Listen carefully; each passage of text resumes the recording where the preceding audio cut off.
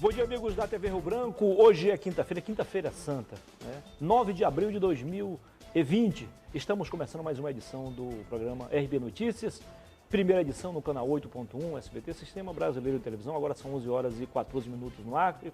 O programa de hoje nós vamos apresentar em dois blocos, no primeiro e no segundo, o vereador Rodrigo Fornec, do PT, ex-líder da prefeita na Câmara. Eu digo ex-líder porque na sessão online de ontem ele apresentou então seu pedido, já não é mais o líder da prefeita, a prefeita vai ter que agora nomear um novo líder. Há quem diga que voltará a ser o vereador Artêmio Costa. Poderá ser, não há nada definido ainda.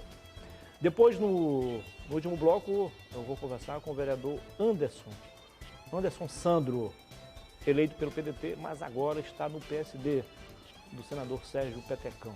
Nós vamos falar sobre vários assuntos aqui com o vereador Fornec e também com o Anderson, eles que têm algumas propostas, né, que poderá, postas em prática, poderão, amenizar o sofrimento de muitas pessoas aqui que estão passando apuros em função da crise do coronavírus, que provocou, por tabela, uma crise econômica, descasos sociais. Seja bem-vindo, vereador Rodrigo Fornec. Prazer recebê-lo aqui no... Obrigado, eu que agradeço mais a programa. Oportunidade de estar aqui no SBT fazendo esse bate-papo, sempre um bate-papo maduro e que ajuda a gente a apresentar para a população de Rio Branco algumas das ações que a gente vem construindo, né? Vereador, qual é a experiência que o senhor tira, que o senhor fica, depois de um ano e um mês, né, como líder? Então, primeiro que a essência do parlamento, da liderança e da política é o diálogo, a verdade e o diálogo. E eu tentei conduzir esse um ano de liderança do Executivo na Câmara Municipal com muita verdade e radicalizando o diálogo, tanto com os vereadores da base como com os vereadores da oposição. E graças à entrada que foi permitida a gente por parte da prefeita Socorro Neri, a gente teve uma entrada muito forte na gestão também. Então, os secretários sempre nos ajudaram com a informação imediata, no horário das sessões ali, quando algum vereador aparecia com alguma denúncia, alguma reclamação, os secretários sempre estavam a posto para nos atender também. Então, eu acho que fazer esse diálogo de maneira radical, ele fez com que a gente conseguisse conduzir bem durante esse um ano e um mês aí a liderança. Então, a maior experiência que eu tiro é que na política, além de um conhecimento técnico forte, você precisa ter condições de fazer sempre um bom diálogo, ouvindo todas as partes. Entendi. Porque não dá para a gente esquecer que são só 17 vereadores, mas cada vereador representa um segmento da sociedade. Goste você ou não dele, do que ele pensa, do que ele diz, ele representa sim um segmento da sociedade que precisa ser respeitado, né? Então você tem que respeitar. A sua vontade não pode ser imposta num ambiente democrático que a gente vive, né? Tem aquele velho drama também que, para ser respeitado, você precisa respeitar. Exatamente. Eu não posso fazer com o outro aquilo que eu não quero que ele faça comigo, né? Vereador, o fato de ser de um partido diferente do da prefeita, isso facilitou ou dificultou o seu trabalho como líder? Eu não acho que... o fato de ser de partido diferente não mudou muito o trabalho. Eu faço parte desse grupo político que ganhou as eleições em 2016, que vem governando Rio Branco há muito tempo. Então, isso sim facilitou, porque eu já vinha de dentro da gestão, fui secretário do então prefeito Marcos Alexandre, então conhecia por dentro bastante a gestão e isso me ajudou bastante. Na relação das diferenças partidárias, isso nunca foi colocado na mesa em relação à prefeita. Então, a gente sempre teve uma relação muito direta com ela, com a sua equipe gestora, o que facilitou o trabalho, né? Vereador, no seu caso, que o senhor era o líder, e o líder precisa dialogar não só com a bancada, né, no caso a bancada governista, mas também com a bancada de oposição. Sim. Né? E tem que fazer essa relação ser, no mínimo, respeitosa, harmoniosa. Porque você precisa sempre, às vezes, de os votos da oposição. Sim, né? sim. Mesmo a bancada da prefeita da Câmara representando a maioria, mas às vezes você precisa dialogar com o pessoal da oposição, até porque é assim que manda a cartilha da democracia. O senhor conseguiu ter mais facilidade para dialogar com a própria bancada ou com a oposição? Depende do momento. Né? A ideia de todo projeto do Executivo que vai é que ele seja aprovado por unanimidade. Para que isso aconteça, o primeiro passo é você conversar amplamente com a base, para que a base esteja compreendendo a importância e os detalhes do projeto. E o segundo momento é você conversar com a oposição, para que a oposição também tenha o direito de votar consciente em relação àquele projeto. E eu tentei fazer isso na maioria das vezes. Ampliar o máximo possível o grau de esclarecimento.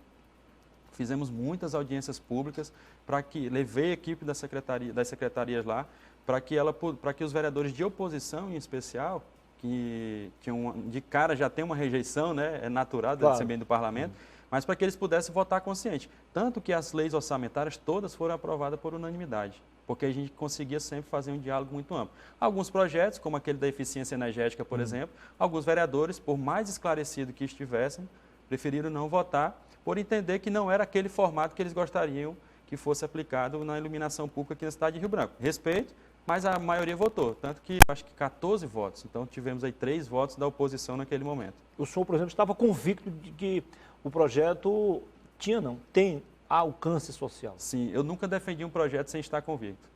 O primeiro passo é você ter certeza que aquele projeto que você está defendendo, mesmo que seja enviado pelo executivo, você na condição de líder, você tem que ser convencido de que ele é bom. Porque se você não estiver convencido, como você vai fazer a defesa? Então, todos os projetos que eu defendi do executivo, eu estava convencido, muitos deles ajudei na parte de concepção também, estava convencido de que ele era bom. O da eficiência energética, por exemplo, a gente agora está em fase ainda de licitação, mas a gente, dando certo a licitação, em poucos meses você vai ter uma iluminação pública na cidade de Rio Branco de uma maneira extraordinária, com uma carência boa de pagamento do empréstimo que foi feito, e quando for começar a pagar, a gente já vai estar com a economia de energia, da conta de energia da iluminação pública da cidade, que é o suficiente, só a economia é o suficiente para pagar a nova fatura. Então ele é autossustentável. Ele é autossustentável. Ele vai se pagar. Tanto que ele não mexe no orçamento do município, não sai um centavo de uma unidade de saúde, de uma escola, de nenhum lugar. Sai da COSIP, sai daquele imposto que cada cidadão paga da iluminação pública. Então era um projeto que estava bem redondo, foi bem estudado, foi bem avaliado pela equipe da prefeitura, e eu tenho certeza que a partir do momento que ele for começado a colocar em prática, todo mundo vai ficar feliz, porque você democratizou, eu digo assim, o acesso, você vai democratizar o acesso a uma iluminação pública de qualidade. Porque, a princípio, a gente está conseguindo fazer as alterações nas avenidas, mas na avenida favorece quem já tem algum favorecimento, quem está de carro, passando. Mas a gente já vê algo já tem uma diferença, né? Mas o ideal... Está mais bonita a cidade. Está mais bonita. O cidadão se sente mais seguro. A ação dos bandidos torna-se um pouco mais difícil. Porque e o projeto, ele leva essa iluminação de qualidade para o bairro. Então, a gente tem que pensar naquela pessoa que desceu do ônibus, depois da faculdade ou do trabalho, e ainda vai caminhar ali uns 5 minutos para chegar em casa. Ela não pode caminhar mais no escuro. Por que ela não tem o direito de ter a mesma iluminação de qualidade que nós ou que outras pessoas que estão andando de carro nas avenidas? O senhor acha que até o final desse ano tudo isso vai estar em prática? Como é uma licitação e depende, né, tem os trâmites, tem a questão legal, ela saindo a tempo agora, eu acredito que boa parte da cidade até o final do ano já esteja com uma cara nova, com uma cor nova, né? Que a iluminação não vai ser mais amarela e uma iluminação branca. Entendi. Então, acho que já vai ter sim. Vereador, evidentemente que, por mais precavido que seja o líder, ele nunca vai estar preparado para o chamado fogo amigo, né? Porque, um momento ou outro, eu acredito que aconteceu isso várias vezes, vereador da própria base, por um motivo ou outro, ou descontente com algum assessor da prefeita, ou algum secretário, ou com a própria prefeita, chega lá e dispara. E aí como é que o senhor administrava isso na prática? Além disso, o ser da base não significa que você tenha uma proibição de fazer as críticas à gestão. Né? Você pode fazer, você é livre, o mandato ali, a população te elegeu para isso. Então, a gente nunca orientou que o vereador da base não falasse algo contra a prefeitura. Agora, o formato, né, a maneira respeitosa, que às vezes a oposição não tem, que a gente sempre pediu que acontecesse. Então, eu sempre tentei lidar com o diálogo também, né? Quando acontecia um momento desse, foram poucos, existiram, mas foram poucos, mas toda vez que acontecia, a gente tentava entender por que que tinha aquela mudança de humor, digamos assim, ou se fosse uma denúncia de algo pontual, eu tratei sempre da mesma maneira que tratei qualquer denúncia, indo atrás da verdade, para fazer a correção daquela denúncia, caso fosse bem fundada, ou para repor, caso ela não tivesse fundamento. O senhor tem algum inimigo hoje, ou aquilo ali não passou de confronto de ideias lá internamente no plenário? Não, graças a Deus eu consegui aprender nesses últimos 3 anos aí, e 4 meses, né, como vereador, que o confronto de ideias na tribuna ele não pode ser levado para o campo pessoal.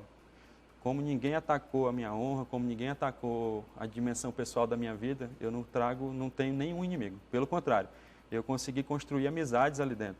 Inclusive com amizades e com outros respeito. Eu tenho uma relação de respeito com muitos vereadores, exatamente porque o nosso confronto sempre foi no campo das ideias e não no campo pessoal.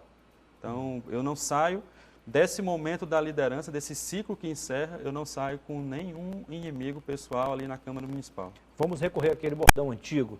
Saio com o dever cumprido, é a certeza de ter feito melhor. É assim que o senhor fala? Com toda certeza. Saio com a sensação de dever cumprido, de ter trabalhado com ética, com lealdade, como disse ontem na sessão, com lealdade à prefeita Socorro Nery, com lealdade à prefeitura e toda a equipe da prefeitura, com lealdade aos vereadores da base e principalmente com lealdade à população. Porque quando eu fui candidato em 2016, eu lembro que a primeira coisa que eu falava era o quê? A gente precisa eleger o prefeito Marcos Alexandre, a prefeita Socorro Nery, a vice-prefeita Socorro Nery, e o nosso mandato vai fazer de tudo para que isso que a gente está agora na campanha assumindo como compromisso seja materializado.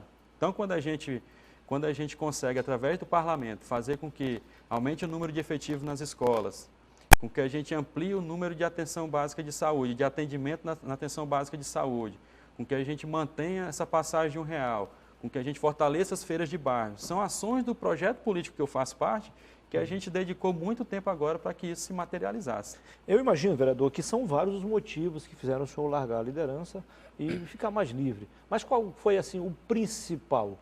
Eu assumi esse mandato com esse motivo principal de ajudar o nosso projeto, e a liderança foi o ápice desse momento, de fazer com que o mandato fizesse com que aquele plano de governo, com aquelas ações programadas acontecesse. E agora também chegou o momento de cuidar um pouco mais de alguns compromissos do mandato. O mandato, a gente tem um mandato, que ele é um mandato de esquerda, do campo progressista, que tem a defesa da cultura, dos direitos humanos, de algumas bandeiras que a gente precisa ainda reforçar, fazer um trabalho mais intenso.